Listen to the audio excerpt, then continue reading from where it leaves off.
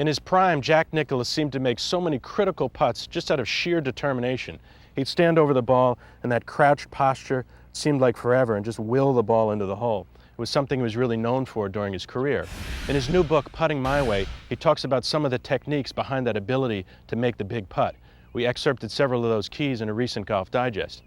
But here we're talking specifically about short putts. Jack says the first mistake that players make with short putts is they go way down on the handle like this. They feel like they have more control that way, but it actually lightens the club and leads to more quick and jerky strokes, and they tend to miss these short putts. Jack said a key for him is he would go all the way back on the butt end of the grip. In fact, he even cut down his putting grip so he couldn't go down on the shaft like that. He wanted to use the full weight of the club for a nice firm accelerating stroke on these short putts. Another key for Jack is he said he would exaggerate the follow-through and feel like he's really pushing the club down the line 10 or 12 inches and holding that face dead square.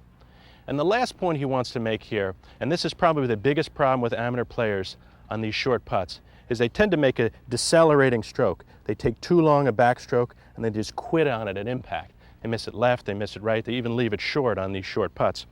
Jack said a practice drill that he used to use is to set up and put a tee about 4 or 5 inches behind the club head. What he would do, just practice making a short backstroke, accelerating through to the ball.